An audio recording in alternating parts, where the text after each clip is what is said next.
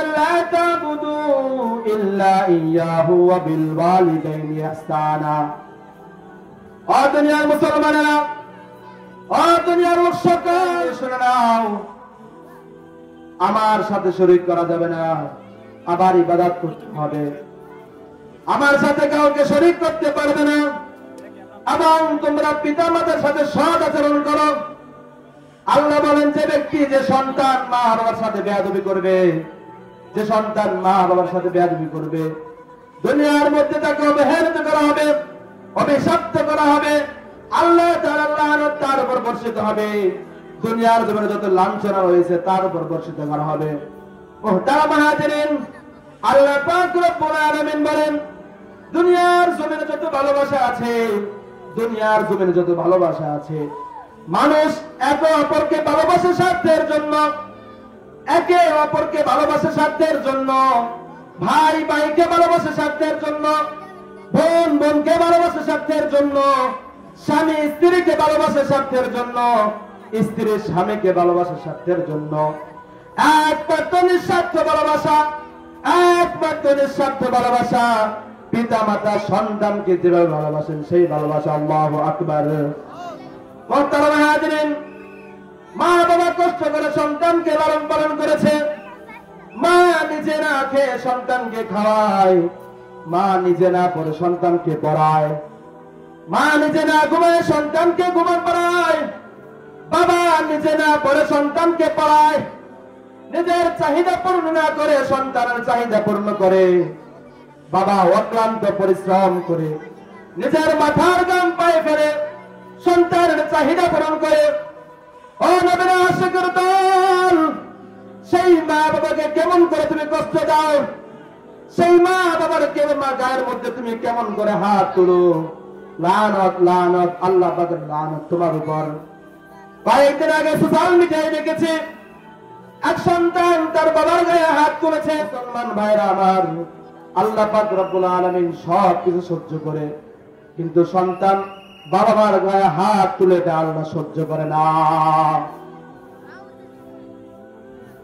মুহতারাম হাজিরিন,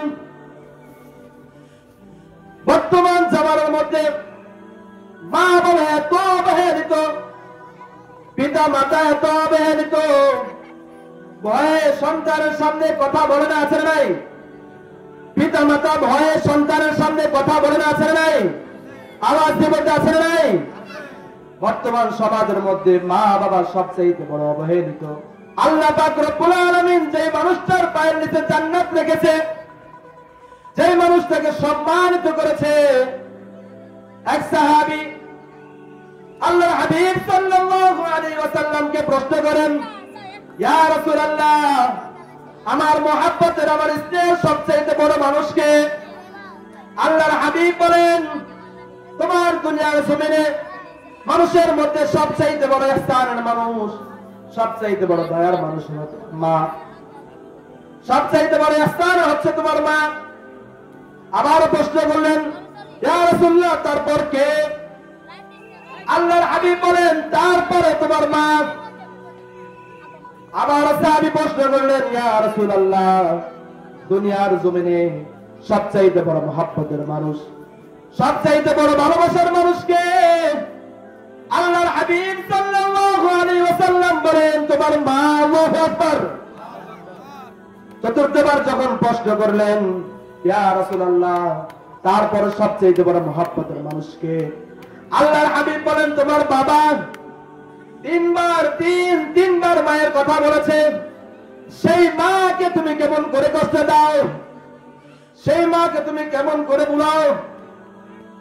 মুসলমান ভাইয়েরা আমার, দুনিয়ার জমিনে যতদিন বাঁচবো মা বাবার সাথে বেয়াদবি করবো না। রাজি আছেন তো ইনশাআল্লাহ? রাজি আছেন তো ইনশাআল্লাহ? যতদিন দুনিয়ার জমিনে বাঁচবো মা বাবার সাথে বেয়াদবি করবো না। যদি দুনিয়ার জমিন থেকে জান্নাত কামাই করতে চান, কারা কারা হাত করে দেখাও। দুনিয়ার মধ্যে যতদিন বাঁচবেন মা বাবার সাথে বেয়াদবি করা যাবে না।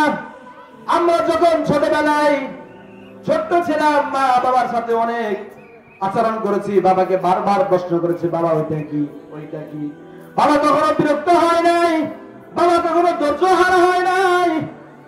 এখন এখন বাবা যখন বৃদ্ধ হয়ে গেছে, বাবা যখন আমাকে প্রশ্ন করে ছেলে এটার নাম কি, তখন আমি রাগান্বিত হয়ে বলি তুমি কি জানো না? এখন বৃদ্ধ হয়ে যায়, ছোট্ট পোলাবের মতো হয়ে যায়, ছোট্ট বাচ্চার মতো হয়ে যায়। এজন্য মুসলমান ভাইরা আমার, মা বাবার কদর করতে হবে। পারবেন তো ইনশাআল্লাহ? এই মাহফিল থেকে, এই তাফসীর মাহফিল থেকে আমরা ওয়াদা করে যাই, যতদিন দুনিয়াতে বাঁচবো, যুবক ভাইরা আমার খেয়াল করে শুনো, তোমাদের জামানা, তোমাদের দিন, কখনো মা বাবার সাথে বেয়াদবি করবে না, মা বাবাকে কষ্ট দিবে না। যদি মা বাবার সম্মান করতে রেখে চলতে পারো, আল্লাহ পাক রব্বুল আলামিন তোমাকে দুনিয়ার মধ্যে সম্মানিত করবে, আখিরাতেও সম্মানিত করবে। আল্লাহু আকবার। যে আলোচনাগুলো করেছি, যে কথাগুলো বলেছি, আল্লাহ পাক রব্বুল আলামিন আমাদেরকে তৌফিক দান করুন। আর বলে আমিন। ওয়া আখির দাওয়ানা আলহামদুলিল্লাহি রাব্বিল আলামিন।